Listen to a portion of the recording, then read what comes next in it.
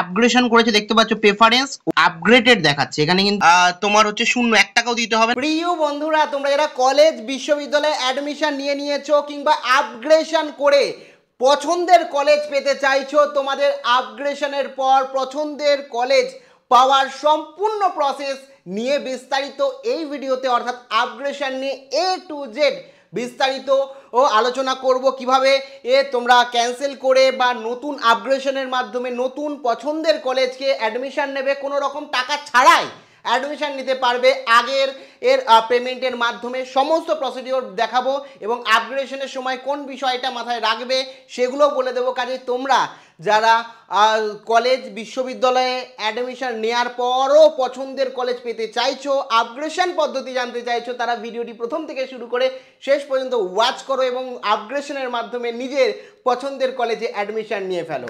আর ভিডিওটি ভালো লাগলে অতি অবশ্যই একটি লাইক প্রদান করো। আমাদের পরিবারের সদস্য না হয়ে থাকলে সাবস্ক্রাইব বাটনে ক্লিক করে বেল আইকনে ক্লিক করে অল নোটিফিকেশনে ক্লিক করে আমাদের পরিবারের সদস্য হয়ে ওঠো। দেখো, সবার প্রথমেই বলে রাখি, তোমরা অনেকেই এখনো পর্যন্ত চিন্তিত যে আপগ্রেডেশন এসছে, আমি কলেজে অ্যাডমিশন নিতে পারছি না, পছন্দের কলেজ পাচ্ছি না। দেখো, আপগ্রেডেশন করে পছন্দের কলেজ তুমি পেয়ে যেতে পারো। তোমার যে কলেজে তুমি পড়তে চাও, যে কলেজে তুমি অ্যাডমিশন নিতে চাও, সেই কলেজে মানে তুমি ভর্তি না হতে পারলেও আপগ্রেডেশনের মাধ্যমে নিতে পারো। এখানে আমি আমার নিজস্ব এক স্টুডেন্টের এক্সাম্পলই নেব। সে থার্ড প্রেফারেন্সে পাওয়া একটি কলেজ অ্যাডমিশন অলরেডি নিয়ে নিয়েছিল এবং তারপরে সে ফার্স্ট প্রেফারেন্সে থাকা কলেজে অ্যাডমিশন নিতে চাই আপগ্রেডেশনের মাধ্যমে। কিভাবে আপগ্রেডেশনটা করবে সেই প্রসিডিওরটা তোমাদের হাতে কলমে দেখিয়ে দিই। আমি নিজেই আপগ্রেডেশন করে দিয়েছি তাকে।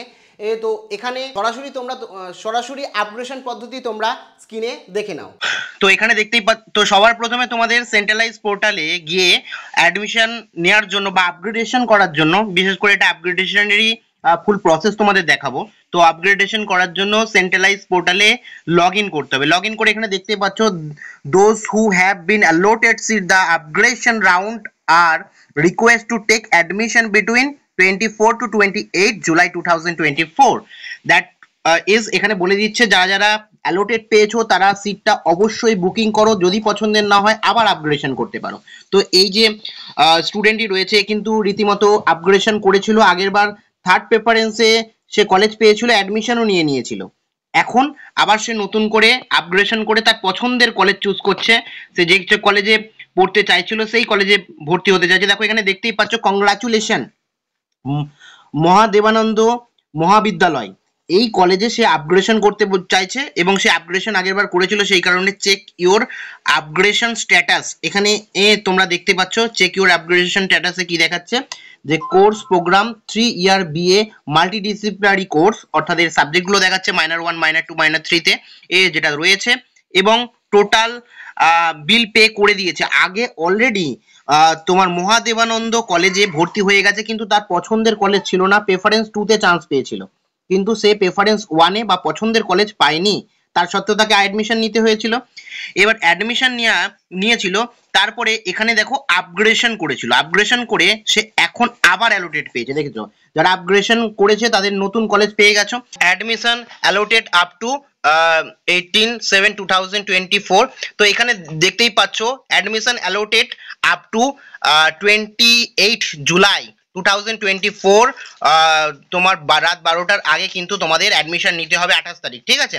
তো এখানে কিন্তু দেয়া রয়েছে, দেখো এখানে যদি দেখো ব্যারাকপুর রাষ্ট্রগুরু, আগেরবার ও অ্যাডমিশন নিয়ে নিয়েছে অলরেডি, এখানে যে অ্যাডমিশন নিয়ে নিয়েছিল মহাদেবানন্দ কলেজে, কিন্তু এখন আবার নতুন কলেজ পেয়েছে, যে কলেজে সে ভর্তি হতে চায় সেই কলেজে দুটো অ্যালোটেড দেখাচ্ছে, দেখতেই পাচ্ছ।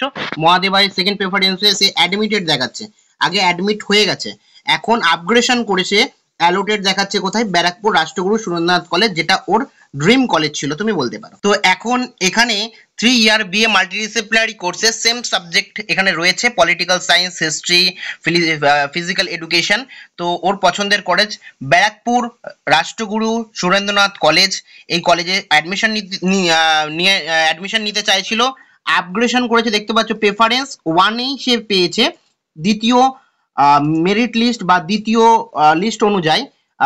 তো ফেজ 2-তে আপগ্রেডেড দেখাচ্ছে, এখানে কিন্তু অ্যালোটেড হয়েছে আপগ্রেশনের মাধ্যমে। তারপরে দেখো সেম এখানে টেক অ্যাডমিশনে ক্লিক করতে হবে তোমাদের। টেক অ্যাডমিশনে ক্লিক করলে ব্যারাকপুর রাষ্ট্রগুরু সুরেন্দ্রনাথ কলেজ এখানে দেখতে পাচ্ছ। দেওয়ার পর এখানে দেখতে পাচ্ছ কি রয়েছে, আনরিজার্ভড, ঠিক আছে, আনরিজার্ভ ক্যাটাগরি, তোমার ক্যাটাগরি সিলেক্ট করবে। সিলেক্ট করে এখানে লেখা আছে ডু ইউ আপগ্রেশন। দেখো এখানে আর ইয়েস হবে না, কেন? ও তোমার আপগ্রেশন যদি করতে চাও তাহলে এখানে আপগ্রেশন ও আর করতে চায় না। তুই আর আপগ্রেশন করতে চাস না, তো এখানে আপগ্রেশন ও আর করতে চায় না, সেখানে নো রয়েছে। দিয়ে তারপরে সাবজেক্ট, এটা যে কম্বিনেশন দিয়েছিল সেই সাবজেক্ট কম্বিনেশন সিলেক্ট করবে। এখানে দেখতে পাচ্ছ 4,915 টাকা দিতে বলছে, কিন্তু আগের বার দিয়েছিল কত টাকা দিয়েছিল আগের বার? তোর আগের বার 6,005 টাকা, 6,005 টাকা দিয়েছিল। এবারে 4,915 টাকার বাদ বাকি যে টাকাটা আছে সেই টাকাটা তার ব্যাংক অ্যাকাউন্টে রিফান্ড হয়ে যাবে। তো প্রসেসে ক্লিক করব, প্রসেসে ক্লিক করে ওকে করব। করার পর এখানে সমস্ত ডিটেলস দিয়ে দেবে। 3 বছরের কোর্স রয়েছে, পাসে পড়ছে, আনরিজার্ভ, টোটাল পে অ্যামাউন্ট দেখো, অ্যামাউন্ট দেখাচ্ছিল 4,915 টাকা, কিন্তু এখানে তোমার হচ্ছে 1 টাকাও দিতে হবে না, কারণ আগেই পে করা আছে, উল্টে সে ও টাকা পাবে। এই যে তার অলরেডি 6,005 টাকা দিয়ে দেওয়া আছে, আর এখন 4,915 টাকা ফিস লাগবে। তার মানে বাদ বাকি যে অ্যামাউন্টটা রয়েছে সেই অ্যামাউন্ট, মানে বাদ বাকি রিফান্ডেবল অ্যামাউন্ট দেখাচ্ছে 1,090 টাকা। 1,090 টাকাও কিন্তু অলরেডি ওর ব্যাংক অ্যাকাউন্টে পেয়ে যাবে, যে ব্যাংক অ্যাকাউন্ট দিয়েছিল সেই ব্যাংক অ্যাকাউন্টে ঢুকে যাবে। তো বুঝতেই পারছো কোনো রকম টাকা লাগবে না, জাস্ট এখানে আই এগ্রিতে ক্লিক করে প্রসিড ফর অ্যাডমিশনে ক্লিক করব। কংগ্রাচুলেশন, দেখো দেখিয়ে দিয়েছে কংগ্রাচুলেশন, দেখো কংগ্রাচুলেশন, পছন্দের কলেজ পেয়ে গেছিস। ঠিক আছে, কেমন লাগছে পছন্দের কলেজ পেয়ে? খুব আনন্দ পাচ্ছি।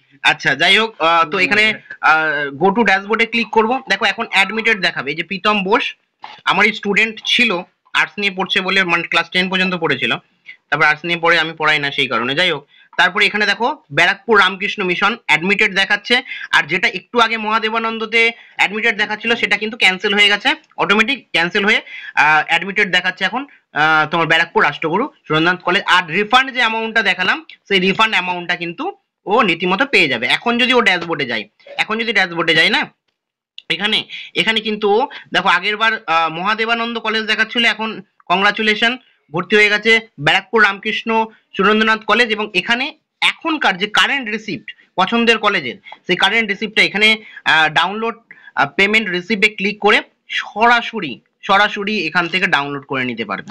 দেখতেই পাচ্ছ ডাউনলোড করে নিতে পারবে। এখন এখানে দেখো অ্যাডমিশন দেখাবে, অ্যাডমিটেড দেখাবে, ঠিক আছে, অ্যাডমিটেড এখানে দেখিয়ে দিচ্ছে যে কত। আর পে, এই যে পেড অ্যামাউন্ট যেটা রয়েছে, এই যে মাইনাস 1,090 টাকা, যেটা ওর এক্সট্রা বেঁচেছে, এই রিফান্ডেবল অ্যামাউন্ট, এটা অ্যামাউন্টটা অলরেডি ওর ব্যাংক অ্যাকাউন্টে কিন্তু ঢুকে যাবে, এবং এখানে ডেট ডিউরেশন সমস্ত কিছু দিয়ে দেওয়া হয়েছে। মাইনাস 1,090 টাকা লেখা আছে, এই টাকাটা অ্যাকচুয়ালি ব্যাংক অ্যাকাউন্টে ঢুকে যাবে, এবং আপগ্রেশন করে নতুন কলেজেও ঢুকে যাচ্ছ কোনো রকম টাকা ছাড়াই। এই হচ্ছে প্রসিডিওর।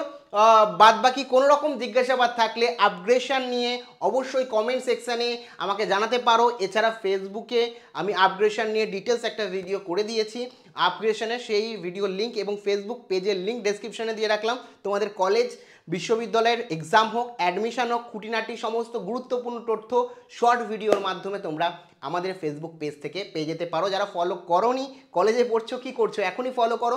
প্রথম কমেন্টে ফেসবুক পেজের লিঙ্ক দেওয়া রইল।